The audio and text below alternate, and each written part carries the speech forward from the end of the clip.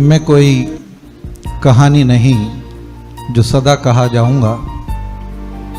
मैं तो किरदार हूं, तमाशा दिखा कर चला जाऊंगा। बेशक आप कहानी नहीं, लेकिन वो किरदार थे जिसके किस्से अच्छी अच्छी कहानियों का रोमांच कम कर देते हैं। सैकड़ों छात्रों की यादों में आपका अक्स है। उनके किस्सों में आप हो, जीवन के हिस्सों में आप हो। धर्मेंद्र, ये जो नाम आपके माता पिता ने रखा था, तो यकीनन दिल के किसी कोने में भाव तो यही रहा होगा कि उनका पुत्र धर्म ध्वजा का नेतृत्व करे।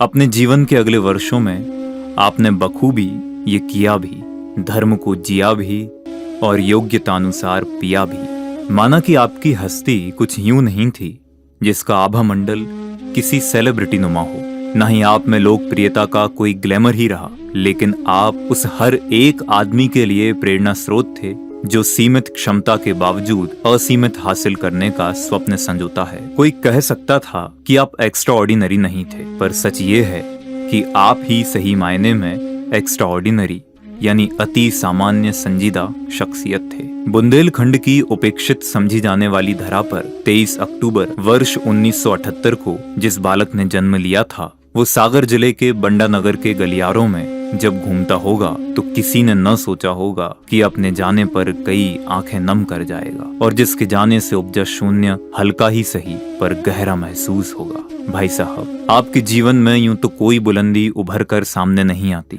लेकिन आप वो शख्स थे जो कई बुलंदी हासिल किए लोगों के पहले पायदान थे।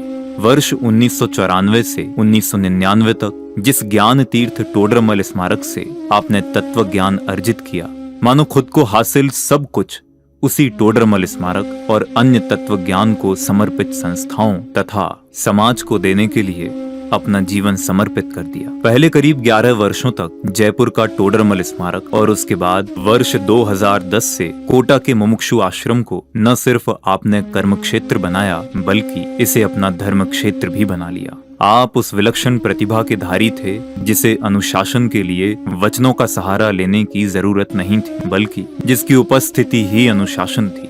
किसी विद्या अध्ययन के संस्थान के संचालन में अनुशासन की महत्ता क्या है, ये किसी को बताने की जरूरत नहीं। सहज मुस्कान बिखेरता आपका चेहरा, मानस पटल की गंभीरता और जीवन में एक संजीदा सख्ती आपके व्यक्तित्व को ऐसा कॉकटेल प्रदान करती थी जिसमें हर आमोखास के दिल में अपनी जगह बनाने का मादा था।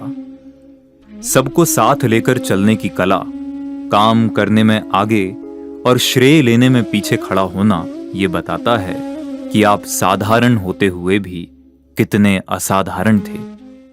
चेहरे दिखते हैं, कभी कभी चमड़ियां भी दिखती हैं, लेकिन अंदर की नसें नहीं दिखती आपको। उनमें बहता हुआ रक्त प्रवाह नहीं दिखता आपको, लेकिन शरीर को चलाने में असली कारण वो है, और ये वो सब लोग हैं जिनके कारण से ये महाविद्यालय एक्टिव है और जिसमें जान दिखाई देती है। ये मेरी टीम है, ये मेरे लोग हैं जो इस विद्यालय को चला रहे हैं। इन सब के लिए करता ध्वनि से स्वागत। कितने असाधारण थे। संस्थाओं के समाज पर उपकार का यूं तो बहुत जिक्र होता है, पर किसी व्यक्ति का संस्था के उन्नयन, उसके संचालन में क्या योगदान हो सकता है, आप इसकी जीती जागती नजीर थे। आपके जीते जी यकीनन आपके व्यक्तित्व को भले किसी ने कमतर करके आंका हो, लेकिन आप समाज के उस आकलन से कहीं ऊपर थे। लोग कहते हैं आपके पीछे ऐसी कोई खास विरासत नहीं है जो आपके अपनों का संबल बने, पर यह झूठ है।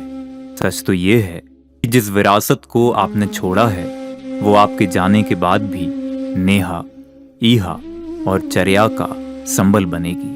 वीर संवत 2549 का बसंत और फाग भले जमाने के लिए उल्लास का महीना रहा हो, लेकिन मुमुक्षु जगत के लिए मानो ये ग्रहण बनकर सामने आया। अभी हम हमारे दैदीप्यमान सूर्य संजीव के बिछोह से उभरे ही नहीं थे कि इस मास की एक अंधियारी रात में उनसे हमारा धर्मेंद्र भी छीन लिया गया।